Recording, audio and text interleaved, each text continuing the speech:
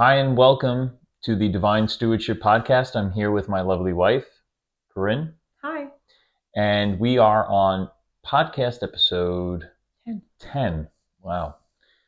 Okay, so for the 10th episode, I thought it'd be a good idea to talk about tithing and what that means for in good stewardship, especially within finances. Stewardship doesn't necessarily always pertain to finances, but in the realm of being a good steward of your finances, I think the topic of tithing is kind of like a contentious type of a topic at times. I do understand where it comes from when someone is struggling financially and they're barely making the bills and there's not enough money in the month. And to think about taking a portion of your money and automatically just giving it. So when you're already struggling, that doesn't make any sense. Right. So that's a really big topic, and I think you hit it right on the nail. What is really tithing, right? Most people probably don't even really understand what it is. So in order to know what it is, you got to understand where it actually comes from. First and foremost, everything is given to us and provided by God. And that includes income. Okay? The opportunity, the job that you have, the source of that income is given to you via the opportunity of God and by the grace of God. Now, whether you see it that way or not, that's between you and Jesus. But the idea that everything is already His and it's provided to us by the Creator. So what a tithe is you returning 10% of what is being provided to you back to Him for Him to utilize more within His plan and His will. And that's to your local church. Now, if you don't have a local church, find a church elsewhere and donate to them, or donate to a cause, or donate to a ministry that you find that has a worthy cause. Right. The idea is you take 10% of your income and you provide it to those ministries and to the service directly related to the works of Christ and God. That's what a tithe is. And there's a lot of emotion that goes around that. And I feel, coming from the Catholic point of view, I didn't necessarily believe in the Catholic Church or have a strong connection, especially in my local churches. Yeah. And therefore I never, and this is probably a bad thing on my part, but I never wanted to tithe. There was a lot going on with the Catholic Church and all the, sexual harassment and pedophilia that was going on especially when I was growing up. And going through Catholic school my entire life. I mean, I like to say that I ran the gambit. All the saints, Saint Stanislaus, Bishop and Martyr, Saint Gregory the Great, Archbishop Malloy High School, St. John's University. Like, I had saint this, saint that, arch this, arch that. It was like I ran the gambit, and I never felt the tug to contribute more financially because I ran that gambit. Like, I just never did. And again, it's not that I didn't put offerings. Offerings, right. Tithing is different. Tithing is different from offerings. Yeah. And there's a clear distinction. Offerings or gifts are something that you just kind of place in the basket every once in a while. Okay. Or you do a small portion that day. Not that there's anything wrong with that. It's a blessing regardless. Yeah. But a proper tithe is literally 10% of your income going to the church. And, when you're making $100,000, let's say, 10% of $100,000 is what? $10,000.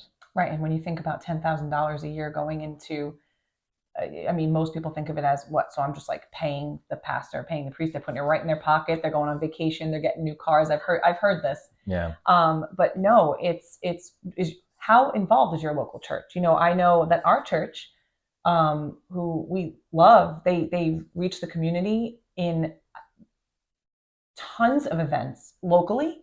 They have ministries that go internationally. They feed the poor through their pantry. Like, they do events for the community all the time, all various ages.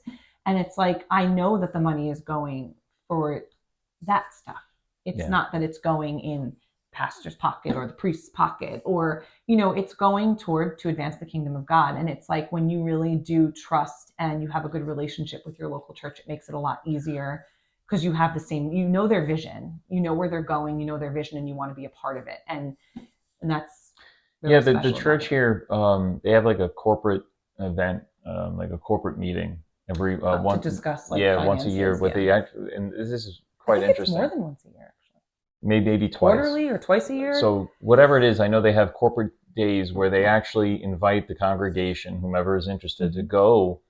And the church actually lays out how much was brought in, how much was sent out, where it was sent out, how much went to this. It's literally like an audit, a quarterly. Let's say a quarterly. I know they do at least one big one during the every year around February, March time. Mm-hmm. So that's interesting. I've never heard of that at a church, at a Catholic church. No. Now, I'm not saying it never did happen. That's not what I'm saying. I'm just simply saying that it wasn't something that I heard of, or perhaps even took notice of, to be honest, until here. But I found that to be such a refreshing, just so refreshing of an event, or even an opportunity to see what's going on with the church. Yeah. Right? Where is the money going? I was very, very happy that they are that transparent. Mm-hmm. And that's one thing that I would say is what separates a good church from other churches. Right. Not to say that other churches are bad. I'm not doing that. But what a good church out there that you maybe don't have trust in. There are churches out there, just like anything else. But there could be good churches that just don't do those type of events either. But that's true. So my point is that it was just a refreshing. Yeah. It was a refreshing idea, a refreshing change from what you and I were used to. Yeah. And so it brought the idea of tithing back into the forefront. Like, maybe I should really revisit this and not just say, well, I'm just not gonna do this. Now, what do you get out of tithing?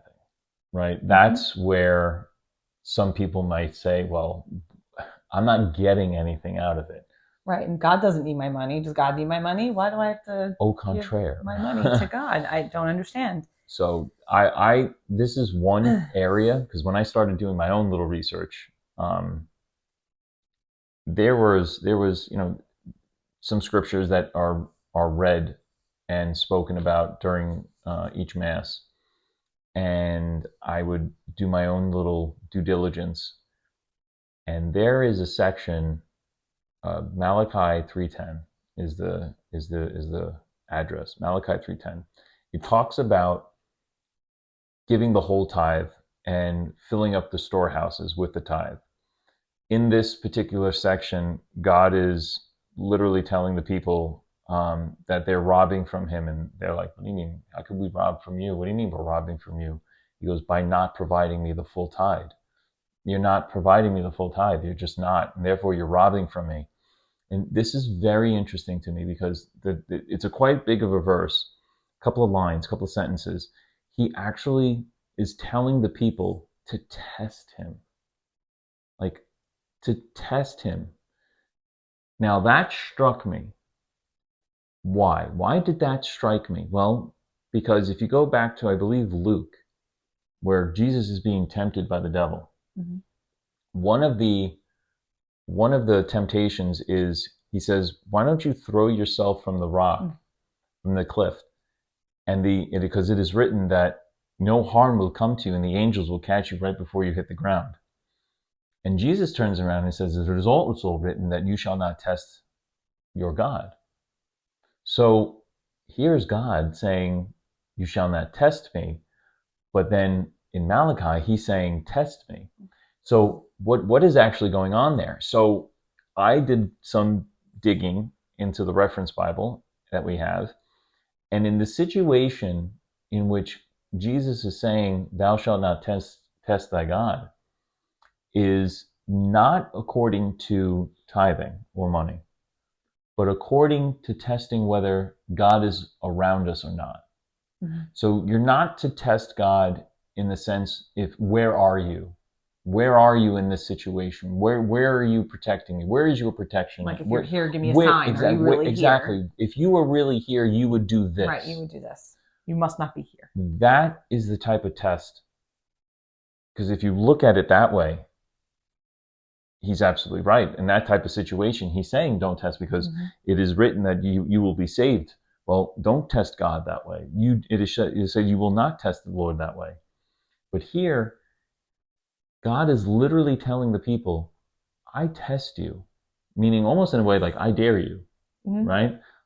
In layman's terms today, right? I dare you. Give me all your tithing, all of your tithing. I dare you, because when you do, abundance will overflowing of blessings, right? He talks about the windows being open and everything just overflowing with blessings, right? Yeah. The storehouses, the windows are open and everything is just pouring out. He's literally telling us, go ahead.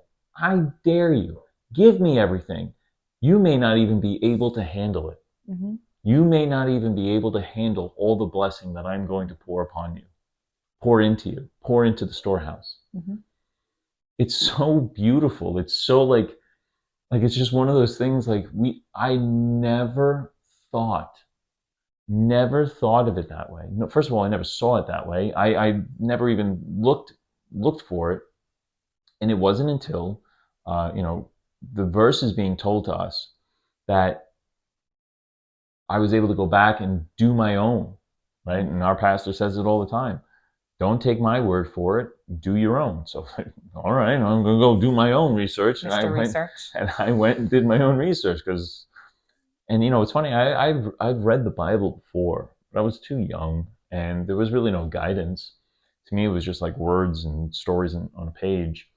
And besides, the Old Testament is very, not boring, but long, and there's a lot of names of towns and people that are hard to pronounce, and it's just like Alphabet City at some point, and I don't have the Jewish accent to pull some of the names off to give them justice, so it's just like whatever.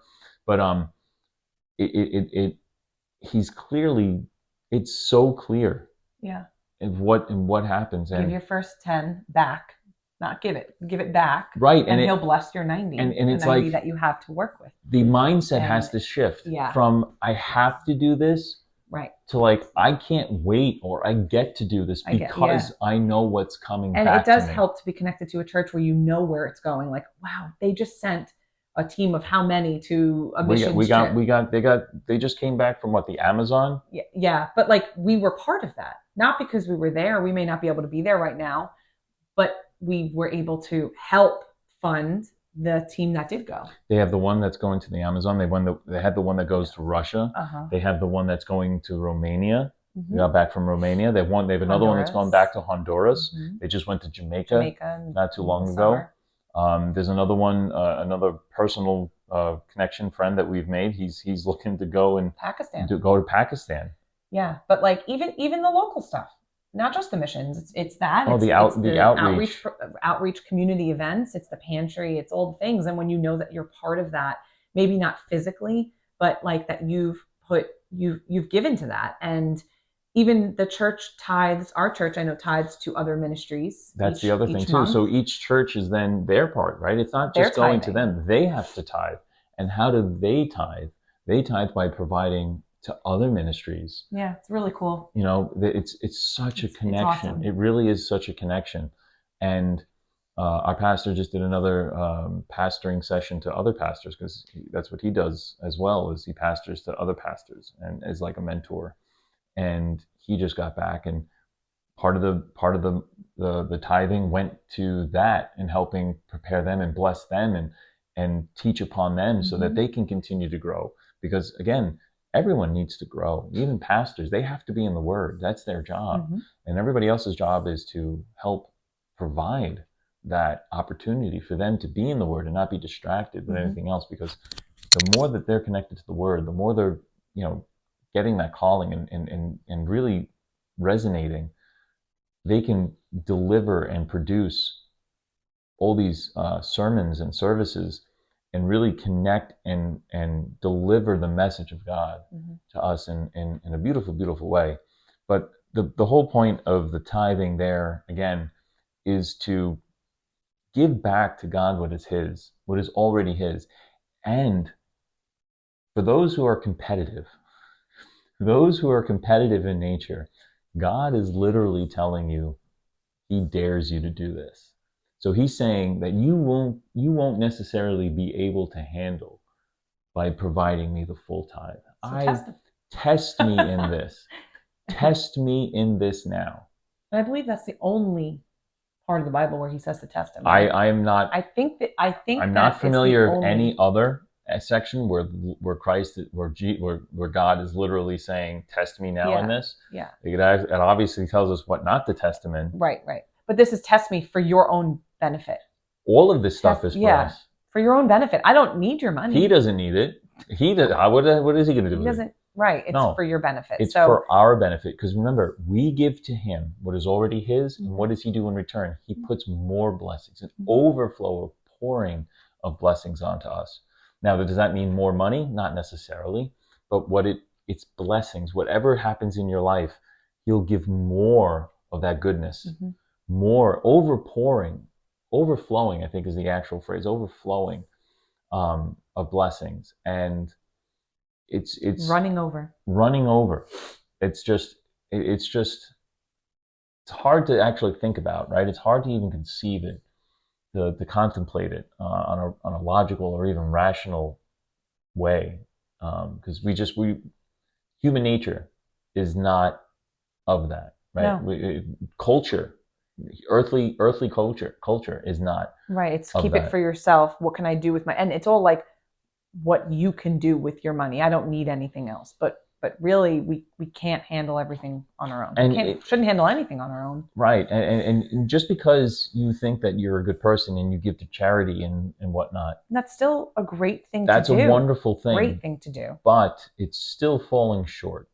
Right. It's still falling short. There's just so much more for you. You could do more. You could even get more blessing for whatever good feeling that gives you. And maybe you get a couple of connections out of doing that, old friendships. Great. We're not saying that's diminished in any way. No. What we're saying is that there's more. There could be so much more. And I know we've experienced countless blessings. Yes. For even the struggles that, we may be in or going through or have or will face, we have a lot of stuff to be thankful for. Oh, yeah. And there's a certain sense of peace and calmness that comes knowing that we're going to get overflow. We're going to get continued overflow of what we provide in our tithe. So that's just we can actually go so deep into it, but I think that's a good place to kind of like cut it off and to just give everyone like a little basic touch of what tithing is, what it's not. Differentiate between offering and what a true tithe is, where you can find it in the Bible. There are some other passages. I know there are some passages in Proverbs that kind of talk about, what to do with giving and what you get in return. And as Corinne said, it's not for His benefit. All of this is for our benefit. So if you want to get those blessings and you want to have more of those blessings,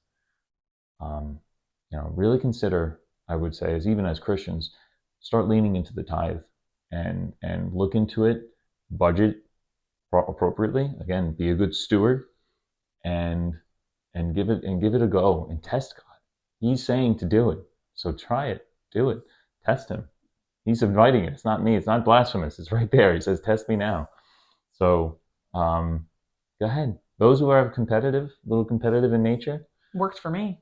go and do it. Go and do Worked it. for me. I'm competitive. So that's for sure. Yeah, I'm competitive. And on that note, we'll see you next time. Have a great day. Bye.